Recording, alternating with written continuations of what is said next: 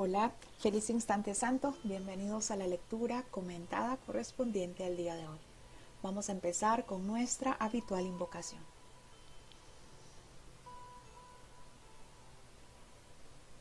Estoy aquí únicamente para ser útil.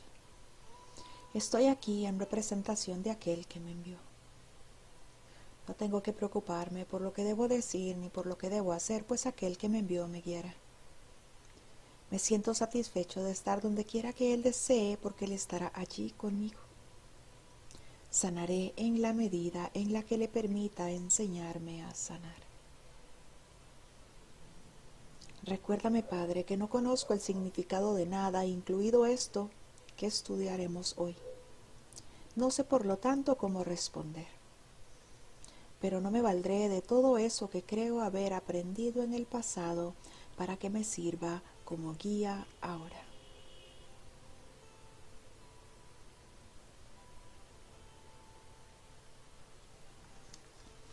Estamos iniciando hoy el capítulo 13 y realizaremos la lectura de la introducción. El capítulo 13 se llama El mundo inocente. 1. Si no te sintieras culpable, no podrías atacar, pues la condenación es la raíz del ataque. La condenación es el juicio que una mente hace contra otra de que es indigna de amor y merecedora de castigo. Y en esto radica la división, pues la mente que juzga se percibe a sí misma como separada de la mente a la que juzga, y creyendo que al castigar a otra mente puede liberarse del castigo. Esto no es más que un intento ilusorio de la mente de negarse a sí misma y de eludir la sanción que dicha negación conlleva. No es un intento de renunciar a la negación, sino de aferrarse a ella, pues la culpa es lo que ha hecho que el Padre esté velado para ti y lo que te ha llevado a la demencia. Vean cómo empieza este capítulo 13 diciendo que si yo no me sintiera culpable, sencillamente no podría atacar, ya que esa culpa que siento es lo que me hace creer que puedo condenar. Esa culpa que siento es lo que me hace creer que hay diferencias, que soy especial. Si no te sintieras culpable, no podrías atacar, pues la condenación es la raíz del ataque. La condenación es el juicio que una mente hace contra otra y la crea así indigna de amor y merecedora de castigo. Veo entonces esa mente tan diferente a mí que creo que es peor que yo. No significa que con esto yo esté creyendo que soy inocente. No, significa que estoy creyendo que soy culpable. Pero creo que si deposito entonces alguna culpa aparentemente más grande sobre otro, pues entonces yo me veré menos culpable que ese otro. Si no te sintieras culpable, sencillamente no podrías atacar. ¿Cómo podría atacar a alguien que no ve culpa en sí? ¿Qué atacaría? Si todo ataque no es más que nuestra propia proyección de lo que nosotros mismos creemos ser en esta ilusión. Así que si yo me reconozco como impecable, ¿podría acaso tener la idea de que otro sí es pecador? ¿De que otro sí es culpable? La condenación es el juicio que una mente hace contra otra, a la cual cree que no es digna de amor, cree que merece un castigo, cree que tiene que sufrir. Y en esto radica la división, pues la mente que juzga se percibe a sí misma como separada de esa mente a la que está juzgando. Creo entonces que yo soy culpable, pero que si proyecto la culpa en ese otro y lo hago ver más culpable que yo, entonces ese aparente pecado al que yo me aferro se va a ver menos terrible. El plan del ego para la salvación. Proyecto la culpa afuera. Hago que esa culpa se vea terrible. Hago que esa culpa se vea grande, que se vea poderosa. Con eso entonces, creo que ese hermano en el que estoy proyectando la culpa se va a ver más temible de lo que me puedo ver yo. De esa manera, el ego cree que me salvo, porque ahora entonces el que van a acusar va a ser ese otro. El que se va a ver como pecador va a ser ese otro. El que se va a ver como diferente, como especial, va a ser ese otro. Sin reconocer que soy yo mismo quien está proyectando esa culpa en ese otro que no es más que mi propio reflejo. Esto no es más que el intento ilusorio de la mente de negarse a sí misma y de eludir la sanción que ese aparente pecado conlleva. No es un intento de renunciar a la negación, sino de reforzarse, de aferrarse, de querer que sea real. La culpa es lo que ha hecho que el Padre esté velado para ti. La culpa es lo que ha hecho que yo no reconozca al Padre. Que yo sienta que no merezco entonces el amor del Padre por lo culpable que soy. Y eso, sin lugar a duda, es lo que nos ha llevado a la demencia. A ver este mundo de fabricaciones, a creerme parte de esta ilusión, a ver esa separación en la que tanto creo en todo lo que parece manifestarse en esta ilusión. No hay nada aquí que me recuerde que soy el santo Hijo de Dios. No hay nada aquí que me recuerde que soy una solamente con todos los hermanos y con el Padre. No hay nada aquí que me recuerde que soy ese espíritu eterno. 2. La aceptación de la culpa en la mente del Hijo de Dios fue el comienzo de la separación, de la misma manera en que la aceptación de la expiación será el final. El mundo que ves es el sistema ilusorio de aquellos a quienes la culpa ha enloquecido. Contempla detenidamente este mundo y te darás cuenta que es así. Pues este mundo es el símbolo del castigo y todas las leyes que parecen regirlo son las leyes de la muerte. Los niños vienen al mundo con dolor y mediante dolor. Su crecimiento va acompañado de sufrimiento y muy pronto aprenden lo que son las penas, la separación y la muerte. Sus mentes parecen estar atrapadas en sus cerebros y sus fuerzas parecen decaer cuando sus cuerpos se lastiman. Parecen amar, sin embargo, abandonan y son abandonados. Y parecen perder aquello que aman, lo cual es quizás la más descabellada de todas las creencias. Los cuerpos se marchitan, exhalan un último suspiro, se les da sepultura y dejan de existir.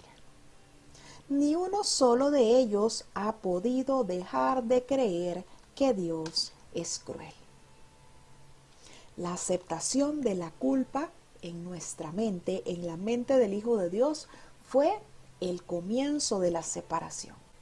Empezamos a sentirnos culpables desde esa idea de separación en la que creímos que estábamos usando esa santa mente que Dios nos dio para crear falsamente.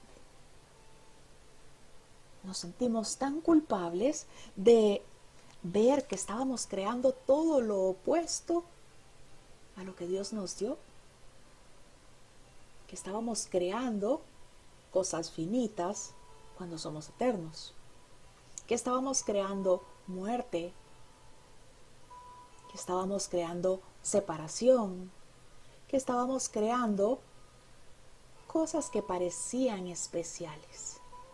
Eso nos hizo sentir tanta culpa, que es por eso que nos dice que la aceptación de la culpa en la mente del Hijo de Dios fue el comienzo de la separación.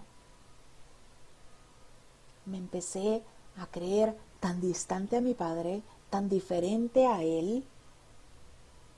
Ese deseo de ser especial, de crear a mi propio Dios, me hizo sentir culpa.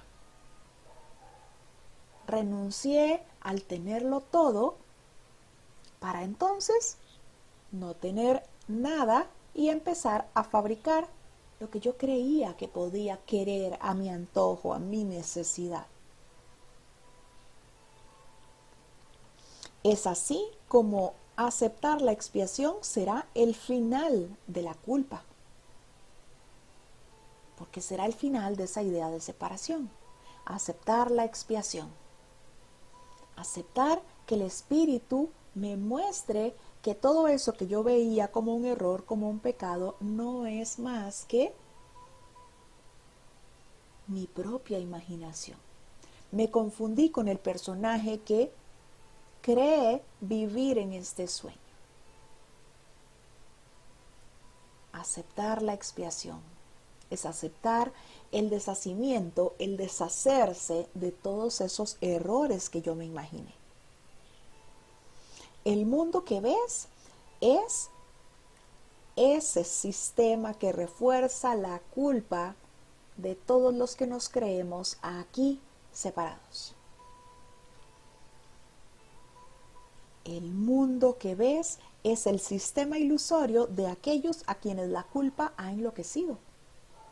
Solo vemos separación. ¿Quién no ve separación en este mundo de ilusiones? ¿Quién ve algo eterno en este mundo de ilusiones? ¿Quién ve a Dios en este mundo de ilusiones? Si vemos el mundo, sencillamente no podemos ver a Dios. Es por eso que me dice que contempla detenidamente este mundo y te darás cuenta de que es así, de que este mundo únicamente muestra esa idea de separación, esa idea de culpa, esa idea de diferencias. Lo que me recuerda que he enloquecido, porque es lo que veo. Separación por todas partes. Pues este mundo es el símbolo del castigo y todas las leyes que parecen regirlo son las leyes de la muerte. No hay nada en este mundo que pueda ofrecerle algo al Cristo. No hay nada en este mundo que pueda ofrecerle algo al Santo Hijo de Dios. Todo lo que parece haber en este mundo va encaminado hacia la idea de muerte. Todo lo que parece presentarse en este mundo va hacia la muerte. Los niños vienen al mundo con dolor y mediante dolor. El crecimiento de ese niño parece siempre representar sufrimiento. Siempre sufre por las penas, por la separación, hasta llegar a esa idea de muerte en donde en esta ilusión creemos que es lo que nos libera de todo. En esta ilusión creemos que el descansar en paz depende de ese concepto de abandonar el cuerpo, que es lo que conocemos como muerte en esta ilusión. Parece que las mentes están atrapadas en los cerebros. Creemos que la mente es limitada al cuerpo. Creemos que la mente tiene esas características limitadas que ya le conocemos al cuerpo. Creemos en todo eso que fabricamos que es finito, de tal manera que todo termina marchitándose y sencillamente dejando de existir en esta ilusión. Y me dice que ni uno solo de los que vean ese mundo así han podido dejar de creer que Dios es cruel. ¿Acaso no ese es el mundo que vemos? ¿Acaso no creemos que alguien se enferma porque Dios quiso? ¿Acaso no vemos en este mundo de separación desastres por todas partes? Y a veces hasta llegamos a pensar que Dios fue quien quiso que pasara eso. Culpamos a Dios por todo lo que parece que hemos querido nosotros fabricar en esta ilusión. Por todo lo que parece que hemos querido nosotros imponernos en esta ilusión. Culpamos a Dios por eso. ¿Podríamos acaso dejar de sentirnos culpables cuando estamos culpando a Dios por algo que no hizo? Porque Dios nos creó eternos, perfectos, reconociéndonos como parte de la totalidad misma, como una extensión del amor, como una extensión de sus pensamientos, uno con su mente. Y seguimos ahí, porque los pensamientos no abandonan su fuente. Pero yo quise entonces fabricarme este mundo de ilusión en donde veo carencia, en donde veo necesidad, en donde veo lo que yo quiero ver. Es por eso que siento que soy culpable. Es por eso que creo tanto en la culpa. Es por eso que ni uno solo de nosotros ha podido dejar de creer que Dios es cruel. Porque le atribuimos a Dios todas nuestras locuras. Le atribuimos a Dios un mundo que no fue su creación. Le atribuimos a Dios todo eso que nosotros quisimos experimentar, basándonos en esa aparente culpa, en una culpa imaginaria, porque sabemos que esto es una ilusión.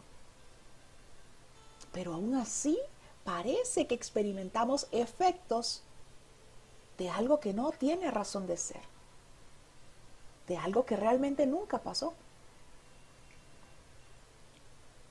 3. Si este fuese el mundo real, Dios sería ciertamente cruel. Si este fuese el mundo real, Dios sería ciertamente cruel, pues ningún padre podría someter a sus hijos a eso como pago por la salvación y al mismo tiempo ser amoroso. El amor no mata para salvar. Si lo hiciera, el ataque sería la salvación. Y esa es la interpretación del ego, no la interpretación de Dios. Solo el mundo de la culpa podría exigir eso, pues solo los que se sienten culpables podrían concebirlo.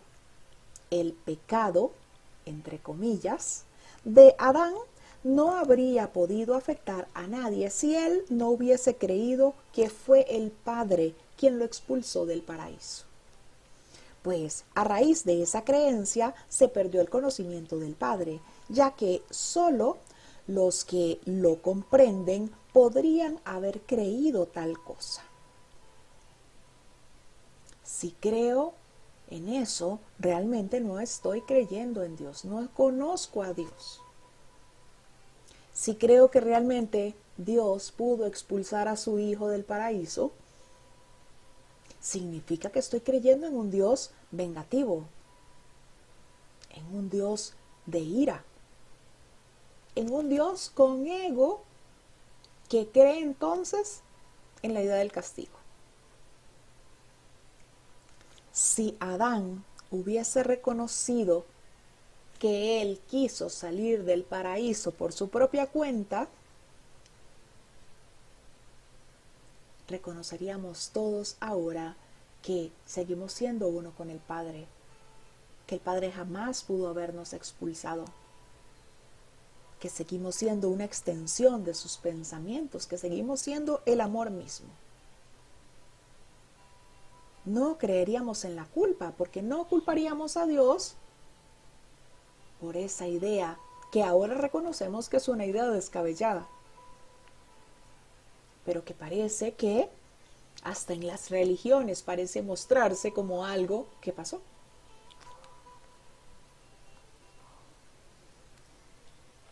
Si este fuese el mundo real, Dios sería ciertamente cruel. Creemos que Dios podría hacer que en algún lugar de este mundo aparente se experimente un hermoso atardecer, se experimente paz y tranquilidad, mientras que en otro aparente lugar del mundo esté ocurriendo un tsunami. Mientras que en otro aparente lugar del mundo los niños estén muriendo de hambre. ¿Creemos que Dios puede hacer eso? ¿Puede hacer esas diferencias? Si lo hiciera, el ataque sería la salvación, y esa es la interpretación del ego, no la de Dios. Ningún padre podría someter a sus hijos a eso como pago por la salvación y al mismo tiempo ser amoroso. O creo que Dios es un Dios de amor, de plenitud, un Dios eterno, la totalidad misma, o creo que Dios fabricó este mundo en donde parece que deseamos matarnos unos con otros. O creo que Dios es ese amor perfecto, esa totalidad que desconozco desde esta ilusión. O creo que Dios permite entonces que algunos mueran en las catástrofes que parecen presentarse en este mundo, mientras que otros parezcan ser magnates y todopoderosos. No puedo imponerle a Dios el mundo de locura que yo me inventé. No puedo creer que Dios me puso en este mundo para que yo me gane esa salvación con dolor. No puedo creer que Dios me puso en este mundo para que yo experimente con dolor. No puedo creer en eso. Si estoy creyendo en eso, estoy viendo un Dios con minúscula. El Dios del ego que yo quise inventarme para suplantar al único Dios, para suplantar al Padre. Solo en el mundo de la culpa yo puedo pensar que tener un cáncer es la voluntad de Dios. Solo en el mundo de la culpa yo podría pensar que el que haya ahora mismo una guerra en el mundo es la voluntad de Dios.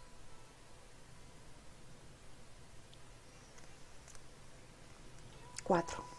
Este mundo es la imagen de la crucifixión del Hijo de Dios. Y hasta que no te des cuenta de que el Hijo de Dios no puede ser crucificado, este será el mundo que verás. No podrás comprender esto, no obstante, hasta que no aceptes el hecho de que el Hijo de Dios, el Cristo, no es culpable. Él solo merece amor porque ha dado amor. No se le puede condenar porque Él nunca ha condenado. La expiación es la última lección que necesita aprender, pues le enseña que, puesto que nunca pecó, no tiene necesidad de salvación. Todo cuanto veo en esta ilusión parece estar rodeado de muerte. Todo cuanto veo en esta ilusión parece implicar la pérdida para algunos y la ganancia para otros. Todo cuanto veo aquí parece haber culpa de por medio. cualquier cosa que parezca ver en esta ilusión. Es por eso que se me dice que este mundo es la imagen de la crucifixión del Hijo de Dios. ¿Por qué? Porque aquí, como me creo culpable, pues entonces creo también en expiar con minúscula. Creo también en pagar por esa culpa con dolor. No obstante, comprender esto me dice que va a ser tan sencillo comprender esto como que yo comprenda que el Hijo de Dios es eterno. Como que yo comprenda que ese personaje que veo en esta ilusión, que parece cometer errores, pecar, hacer cosas que creo que lo separan de mí o lo hacen diferente, no es más que eso, que una ilusión. Con que yo reconozca que nunca me separé de mi hermano, que sigo siendo uno con él, y que si mi hermano parece estarme mostrando algo, simplemente está dándome una oportunidad para que yo pueda sanar en mí, para que pueda perdonar, con comprender eso, me dejaría entonces de esa idea de culpa a la cual quiero aferrarme. Me aferro a la idea de culpa en mí sencillamente porque quiero ver cómo mi hermano paga. Quiero ver cómo mi hermano es castigado. Así que entonces proyecto en él una culpa más grande de la que parece que quiero aceptar para mí, porque quiero ver cómo él paga. Si tan solo reconociera que liberando a mi hermano de esa culpa me libero yo, reconocería que él solo merece amor porque solo ha dado amor. Es el santo Hijo de Dios. No es ese personaje que parece que veo en esta ilusión. No se le puede condenar porque nunca ha pecado. No se le puede condenar porque no conoce lo que es el pecado. He sido yo quien ha querido imponerle esos errores, aferrarse a esos errores y verlos como pecados. Porque están en mí y los quiero ver en él. Así que si yo decido entonces entregarle al Espíritu Santo mis pensamientos para que me ayude a ver a mi hermano como él lo ve, significa que voy a quitar de mi hermano todos esos errores que le puse. Y si ya no los veo en él, significa que ya no están en mí. Sané esa percepción con la ayuda del Espíritu Santo. Es por eso que me dice que la expiación con mayúscula es la última lección que se necesita aprender. Pues le enseña que debido a que nunca pecó, no necesita salvación. Le enseña que eso que parece que pasó fue un error. Me equivoqué con el personaje de este sueño que creyó que había sido abandonado por su padre. Y veía entonces a ese padre como culpable por ser tan malo. Me confundí con el personaje de este sueño que creyó que había tenido esa madre agresora. Me confundí con el personaje del sueño que creyó que podía sufrir, que creyó que podía compartir eso que llama vida con una madre que le pegaba, con una madre que le daba sus palizas. Desde ese reconocimiento de que nunca me separé de Dios, de que soy uno con mis hermanos, de que sigo siendo uno con mi Padre, reconozco también que todo esto que parece que veo es ilusorio, que todo esto que parece que sufrí corresponde a un pasado que nunca tuvo lugar, porque el Hijo de Dios es eterno, no está regido por una aparente línea de tiempo. De esa manera decido entregarle al Espíritu Santo eso que parecen ser los recuerdos de dolor que generan culpa, para que el Espíritu Santo los deshaga, para que los entregue a la expiación, a ese deshacimiento de todo eso que yo creí que era. Ahí entonces comprenderé que mi hermano nunca pecó. Por lo tanto, ¿por qué querría yo aferrarme a esa idea de juicio si reconozco que mi hermano es inocente? Nunca pecó, no necesita salvación. Hemos leído la introducción del capítulo 13, El mundo inocente. Gracias a todos por su compañía.